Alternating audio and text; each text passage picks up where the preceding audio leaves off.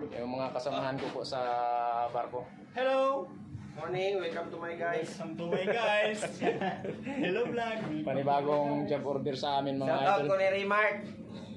Ang mapaglinlang.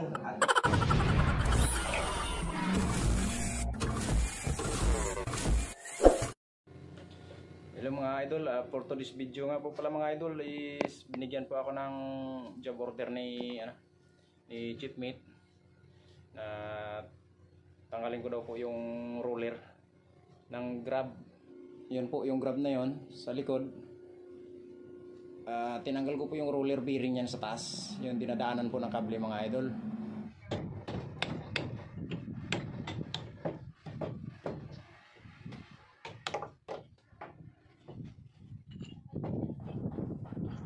Dahil defective na po siya. At narito na po mga idol. I-build upan ko na lang po. Tinanggalan ko na rin po mga idol ng kanyang plastic bushing mga idol. Ito po yung mga tinanggal ko pong plastic bushing niya para po hindi masunog mga loads sa pag-build up ko mga idol. Ito, tinanggal ko na po yan. Bali walong mga idol. Walong roller mga idol. Tigda dalawang bushing niya. Dalawang plastic bushing sa loob. Tinatanggal ko na po yung plastic bushing para once na nag-build up ako, ito na nga po pala mga loads yung kanyang roller. Ayan. Ito po. Ayan.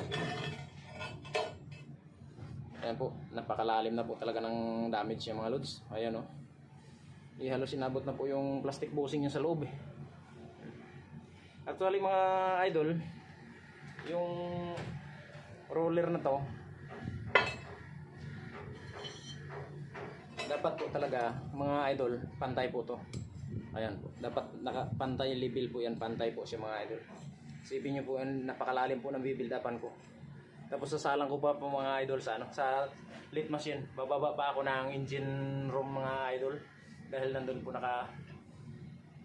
yung ating lit machine.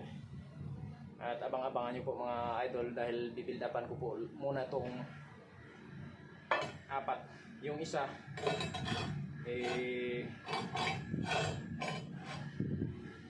naumpisahan ko na pong build-upan. Ito po. Na-build-upan ko na po pero pa lang po mga idol. Yung sa kabila niya lang po. Yung sa kabila po wala pa. Bibuild-upan ko po yan. Medyo paumbukin ko siya para pagsalang ko po sa lit machine i-finish po natin mga idol. Yan.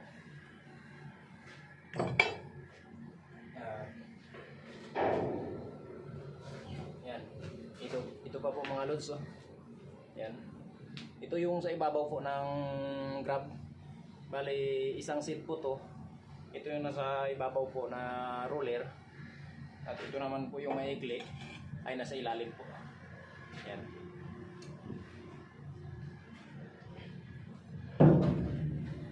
Tapos ito yan mga idol, pinabuild upan ko po sa kasama ko ring Peter dito sa barko. At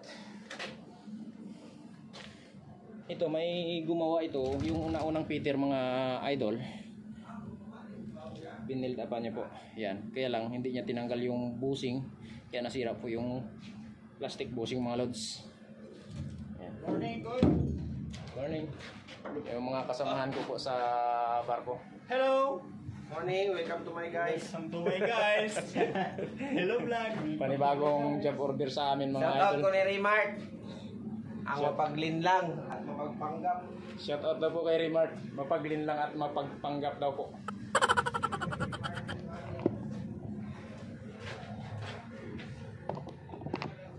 Sus, Ginoo. Kala ko, na. Kala mo ikaw Yung pala, mas naglala pa yung pangatlong grab na to. Meron ko din.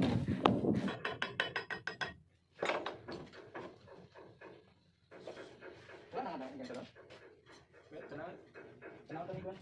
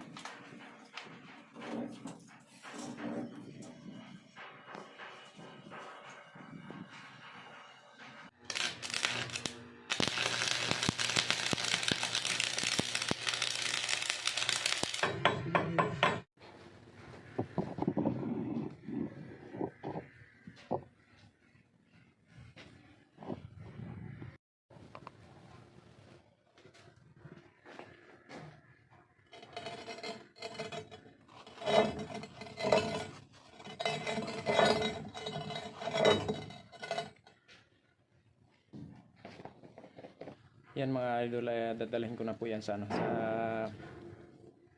baba, doon po sa engine kasi isi-sit up ko pa yan sa lift machine. Tuturnuhin ko pa po yan doon mga idol. Yun, may dalawang bibuild upan pa. Pag natapos ko build up, sabay-sabay ko na po yan dalahin doon sa turnuhan, doon sa may engine.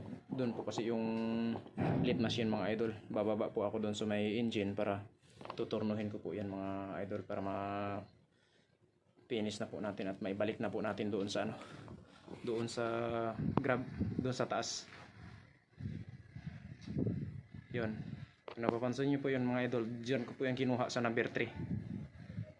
Sa number 3 doon po pala sa sa pinaka dulo, sa pangalawa po sa nauna na grab. Yan.